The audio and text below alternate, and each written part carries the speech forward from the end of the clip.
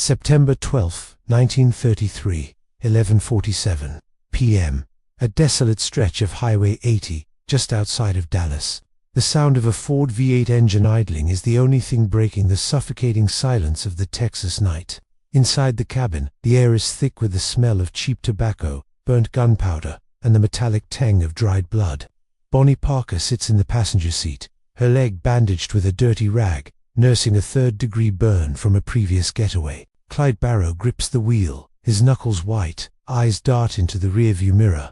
Across from them, standing in the shadows of a roadside gravel pit, is Jack, the ghost miller.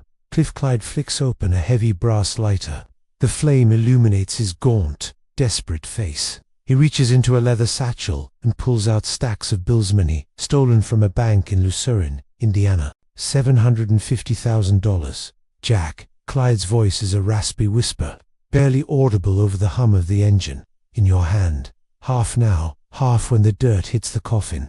Bonnie leans forward, her eyes cold as polished stones. He's a problem, Jack. A permanent one. We can't move with him breathing down our necks. You're the only one who can get close enough without a shootout. Jack looks at the money, then at the two most wanted outlaws in America. He hears the distant whistle of a freight trainer, lonely, mournful sound that echoes the hollowness in his chest. For a moment, the world hangs in a balance. If he takes the bag, he becomes a ghost in the machine of the Barrow gang. If he doesn't, he's a witness. To understand how a man walks away from $750,000 and the deadliest duo in history to become the architect of his own empire, we have to look at the blood-stained soil of the Texas slums. Clyde throws the bag onto the dirt. It lands with a heavy, muffled thud. One shot, Jack. That's all it takes to change your life. Jack doesn't move. He knows that in this world, money isn't just currency, it's a death warrant. 3 years earlier, West Dallas, the Devil's Back Porch. Dallas in 1930 wasn't a city of oil barons for everyone. For Jack Miller, it was a city of scrap metal and starvation. The Great Depression had turned the Trinity River bottoms into a sprawling shantytown of tents and rusted tin shacks. This is where Jack grew up alongside Clyde Barrow. They weren't legends then, they were just hungry. The air in West Dallas always tasted like soot. Jack spent his days hauling ice for pennies, watching as the local law enforcement men with badges and no hearts shook down the poor for what little they had.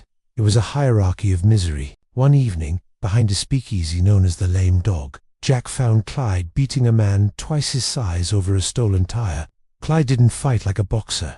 He fought like a cornered animal, using a lead pipe with rhythmic, sickening thuds. Jack stepped in, not to stop the fight, but to keep Clyde from killing the man and catching a capital charge. He owes me, Jack, Clyde spat, wiping blood from his lip. Everybody owes me. That was the theme of their youth, debt. The state owed them a chance, the banks owed them a living. Jack realized early on that Clyde's way of collecting would eventually lead to a shallow grave. Jack, however, saw the chessboard. While Clyde stole tires, Jack started a protection service for the local ice haulers. He didn't use a pipe. He used organization. He made sure the haulers arrived on time, and in exchange he took a small cut. It was the birth of a strategist. He was Clyde's best friend, his silent partner in the shadows. But while Clyde was falling in love with the roar of a bar machine gun, Jack was falling in love with the silence of leverage. Back at the gravel pit in 1933, Jack looks at Clyde and realizes his old friend hasn't changed. He's still that boy with the lead pipe, only now the stakes are global. I can't do it, Clyde Jack says, his voice steady. Clyde's hand drifts toward the sawed-off shotgun resting against the gearshift. The air turns electric. The tension in the gravel pit is a physical weight. Bonnie's hand disappears into her sweater, lightly gripping the small, .25 caliber pistol she kept strapped to her thigh. The crickets have gone silent. Jack knows that a no to Clyde Barrow is usually followed by a funeral. You're turning down the easiest money you'll ever see, Bonnie asks, her voice dripping with disbelief. For who? For a guy who wouldn't spit on you if you were on fire. The target was a high-ranking official in the Texas prison system, a man who had made Clyde's life a living hell during his stint at Eastham Farm. Killing him would bring the full weight of the Texas Rangers down on whoever pulled the trigger. Clyde wanted the revenge. He just didn't want the heat. Jack shakes his head. It's not about the money, Clyde. It's about the math. You kill that man, and they don't just hunt youth, They burn the whole state down until they find you.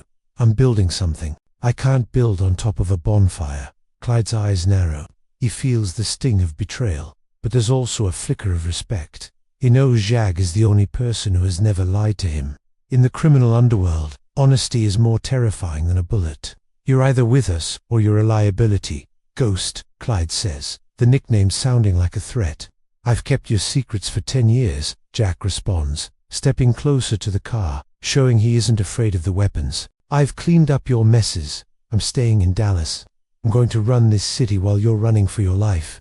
If you kill me, you lose the only friend who knows how to hide you when the walls close in. Clyde stares at him for a long minute. The engine rattles. Finally, Clyde kicks the bag of money out of the car entirely. Keep the change, Jack. Consider it a parting gift. But if I ever see you on the wrong side of a lens, I won't hesitate. The Ford V8 roars to life, kicking up a cloud of choking dust and gravel. As the red taillights vanish into the blackness, Jack stands alone with $750,000 in blood money and a choice. He could run or he could rule. He leaves the money on the ground.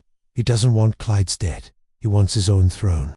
November 1933, downtown Dallas. While Bonnie and Clyde were making headlines with bloody shootouts across the Midwest, Jack Miller was moving like a phantom through the halls of Dallas Power. The city was changing. Prohibition was ending, but the thirst for vice wasn't. Jack understood a fundamental truth. People will always pay for what the law forbids. He set up shop in a nondescript office above a tailor's on Main Street. He didn't carry a gun. He carried a ledger. He began recruiting the men. Clyde had discarded the drivers who were too slow for getaways, the lookouts who were too nervous for bank jobs. He gave them purpose. He gave them a hierarchy. The smell of the office was always a mix of expensive wool and steam from the tailor below. Jack sat behind a mahogany desk, watching the street. He saw the way the local police captains walked with an air of ownership. He realized that to be the boss, he didn't need to fight the police. He needed to put them on the payroll. One afternoon, a local Irish mobster named Brick O'Malley burst into the office. O'Malley ran the illegal numbers rackets in the East End. I hear you're trying to organize the haulers. Miller, O'Malley barked, slamming a fist on the desk. This is my town. You're just a shadow of that rat-bearer.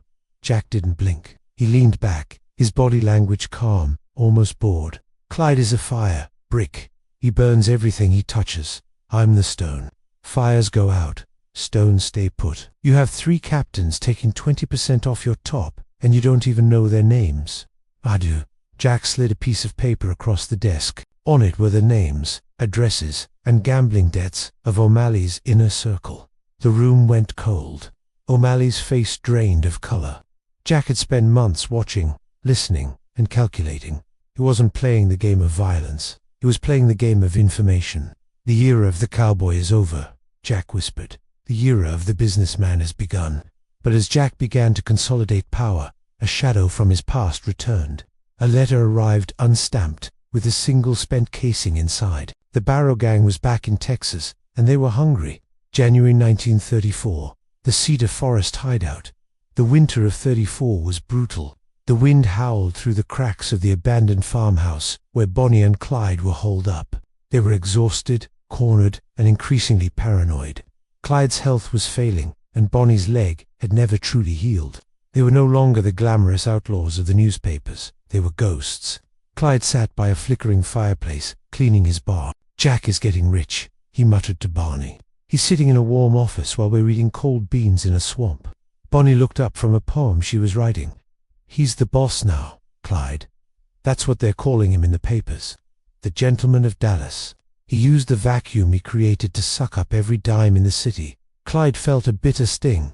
He had given Jack the chance to be his hitman, and instead, Jack had become his superior in every way that mattered. Clyde decided it was time to collect on that parting gift he'd left in the gravel pit. Back in Dallas, Jack was hosting a dinner for the city's elite judges, councilmen, and the very police chiefs he used to fear. The room was filled with the scent of roasted duck and fine bourbon. Jack wore a tuxedo that cost more than his father made in a year. A waiter leaned in and whispered in Jack's ear, "There's a man at the back door.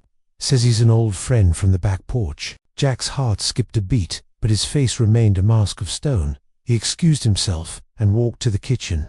There, standing by the service entrance, was W.D. Jones, one of Clyde's youngest associates. He was shivering, covered in mud. "Clyde wants 10,000, W.D. stammered, "and he wants it tonight. He says if you don't pay the friendship tax, he's coming to the dinner party himself." Jack looked at the boy. He saw the desperation, the certain doom that followed anyone in Clyde's orbit. He realized that as long as Clyde was alive, Jack's empire was built on sand.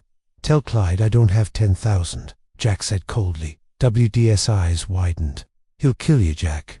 "Tell him I don't have 10,000, Jack repeated, "because I have 20,000, but it's not for him. It's for whoever brings me his location." The war between the two friends had officially begun. Jack Miller knew he couldn't kill Clyde himself. It would ruin his reputation and likely start a gang war he couldn't win. He needed a legitimate scalpel to cut out the cancer. He needed the law. He arranged a secret meeting at a rainy pier with Frank Hammer, the legendary retired Texas Ranger who had been commissioned to hunt down the Barrow Gang. Hammer was a man of iron, a relic of the Old West, who despised the new breed of business criminals like Jack. The rain drummed against Hammer's wide-brimmed hat. "Why are you selling out your best friend, Miller?"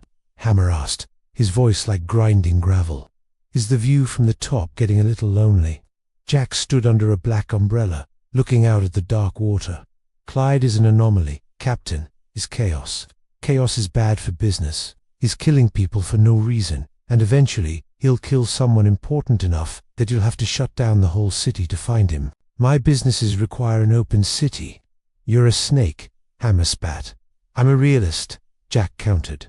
"I know where they're going. They have a ritual. They visit family. They use the same back roads in Louisiana. I can give you the map, the timing, and the motivation." Jack handed Hammer a folder. Inside was a detailed analysis of Clyde's movements over the last 6 months, patterns Jack had recognized from years of friendship. He knew Clyde's psychological triggers, his loyalty to his father, and his obsession with certain routes. "What do you want in exchange?" Hammer asked. "I want the city of Dallas to forget I ever lived in West Dallas," Jack said. "I want my records cleaned. I want to be the man who helped bring down the monsters."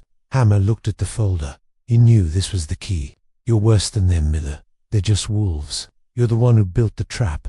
As Jack walked away, he felt a momentary pang of guilt. He remembered the ice-hauling days, the shared cigarettes, the way Clyde had protected him from bullies. But then he remembered the $750,000 offer to murder a man in cold blood. Cleve had chosen his path. Jack was just making sure it reached the end. May 1934, Beanville Parish, Louisiana. The air in the Louisiana woods was thick with humidity and the drone of cicadas. Jack's information was perfect. He had predicted that Clyde would try to reconnect with the family of Henry Methvin, another gang member. Jack sat in his office in Dallas, 300 miles away, but his mind was in that forest. He had sent one of his own men to accidentally leak a false tip to Clyde about a massive, unprotected payroll shipment moving through the area. It was the bait. Clyde, ever the strategist, but blinded by his own legend, couldn't resist. He was tired of small-time grocery stores. He wanted one last big score to retire on. In his office, Jack poured a glass of neat scotch. He checked his gold pocket watch. 9 a.m. In Louisiana, the sun would be filtering through the Spanish moss. The birds would be singing. Suddenly, the phone on his desk rang. It was one of his informants within the police department. "The Rangers are in position," the voice said. "Hamer, Galt, and the others. They've got the Methvin truck staged as a diversion. It's happening, Jack." Jack hung up the phone. His hand trembled, just slightly. He walked to the window. Below him, Dallas was humming with life. The streetcars clattered, people laughed, and the machinery of his empire turned smoothly. He thought about Bonnie's laugh, high and brittle. He thought about Clyde's limp, a result of him cutting off his own toes in prison to avoid hard labor. These were broken people. He had tried to save Clyde once by refusing the money. Now, he was saving himself. The era wasn't trying to be a king, Jack whispered to the empty room. The era was thinking you could be a king without a kingdom. The silence in the office was deafening. He knew that in a few minutes, the world would change. The Barrow era would end, and the Miller era would be solidified in the blood of his oldest friend. The ambush was not a fight. It was an execution. As the stolen tan Ford V8 rounded the curve on Highway 154, Clyde saw Ivy Methvin's truck parked on the side of the road. He slowed down, just as Jack had predicted he would. He was a man of loyalty, even at the end. He wanted to help his friend's father. From the bushes, Frank Hammer gave the signal. The sound was like 1,000 hammers hitting an anvil at once. 6 lowmen opened fire with automatic rifles, shotguns, and pistols. The car was riddled with 167 bullets. Bonnie's scream was cut short. Cliff never even had time to reach for the guns scattered on the floorboard. The car rolled into a ditch. The horn stuck, letting out a long, haunting blare that echoed through the pines. Back in Dallas, Jack Miller was at a ribbon-cutting ceremony for a new orphanage he had funded. He was surrounded by flashing cameras and smiling politicians. A man in a suit leaned in and whispered, "It's done, both of them." Not a scratch on the lawmen. Jack didn't smile. He felt a sudden, sharp coldness in his chest. He took the giant scissors and cut the silk ribbon. The crowd erupted in applause. "Mr. Miller, what does this moment mean to you?" a reporter asked. Jack looked into the lens of the camera. He looked like the epitome of success, the American dream personified. "It means that order has returned to Texas," Jack said, his voice steady. "It means that we are building a future where the rule of law is the only thing that matters." In that moment, Jack became a legend. Not the kind of legend that ends up on a wanted poster, but the kind that ends up in history books as a civic leader. No one knew that the foundations of the orphanage were built on the secrets of 2 dead outlaws. The aftermath was a circus. Souvenir hunters flocked to the death car, tearing clumps of Bonnie's hair and pieces of Clyde's blood-soaked clothing. The bodies were put on public display. Thousands lined up to see the monsters. Jack Miller stayed away. He had won, but the victory had a bitter aftertaste. He began to see Clyde everywhere, in the shadows of his hallway, in the faces of the young men begging for work on the streets. His empire grew. He controlled the docks, the transport, and the local government. But the higher he climbed, the more he had to kill of his own soul. He had to betray more friends, bribe more judges, and silence more witnesses. One night, O'Malinow, a broken man working as a janitor in one of Jack's clubs, approached him. "You did it, Jack," O'Malley wheezed. "You're the boss. But tell me, do you sleep? Or do you hear the 167 shots every time you close your eyes?" Jack looked at the old mobster. He realized that O'Malley was freer than he was. O'Malley had nothing left to lose. Jack had everything, which meant he lived in constant terror of losing it. He went back to his mansion and opened a hidden safe. Inside wasn't money or jewels. It was a single, faded photograph of 2 boys standing by the Trinity River, holding a string of small fish, grinning at the camera. Jack realized that the $750,000 Clyde had offered him wasn't just a fee for a murder. It was a test. If Jack had taken the money, he would have died with them. By refusing it, he had sentenced himself to a long life of lonely power. He lit a match and watched the photograph curl into black ash. The theme of his life was no longer leverage. It was isolation. The cost of the crown was the very thing that made him human. October 1958, 11:47 p.m. The Lenox Lounge, Dallas. 25 years later. Jack Miller is an old man, a titan of industry, a philanthropist, and the undisputed shadow king of the city. He sits in his private booth, the air smelling of expensive cigars and aged leather. A young reporter is sitting across from him, finishing an interview for a biographer. "One last question, Mr. Miller," the reporter says, leaning in. "There've always been rumors, about your connection to the Barrow gang. Some say you were the third man. Some say you were the one who gave them up." Jack smiles, a slow, calculated movement of his lips. "Rumors are the ghosts of the unsuccessful, son. I was a businessman who saw an opportunity to bring peace to my city. Whatever I did for the growth of Dallas. But did you ever regret it?" the reporter asks. "Turning down that kind of money, or losing that kind of friend?" Jack looks at his gold watch. The same time as the gravel pit meeting, 11:47 p.m. "The error wasn't the refusal," Jack says, his voice a dry whisper. "The error was thinking that by walking away, I was escaping the fire. But look at me. I've spent 40 years building walls to keep the world out. I'm the richest man in the cemetery." The reporter leaves, sensing he has reached a wall he cannot climb. Jack sits alone. He hears a click. It's just the lighter of a waiter at the next table. But for a second, Jack is back in the gravel pit. He sees Click's gaunt face. He smells the Texas dust. He realizes that Cliff and Bonnie are still famous. He's still loved by the desperates, still alive in the imagination of the world. Jack Miller, the boss, will be forgotten as soon as the ink on his obituary dries. He had won the war, but he had lost the legend. More often than not, the names we remember aren't those of the ones who won, but of those who burned the brightest. Jack Miller chose power over loyalty and built an empire upon silence. Would you have done it differently? Would you have taken the $750,000? Or would you have followed the lonely path of power? Leave your comment below. Subscribe for more true crime stories that shaped history. And don't forget to like if this script kept you hooked until the end. I'll see you in the shadows.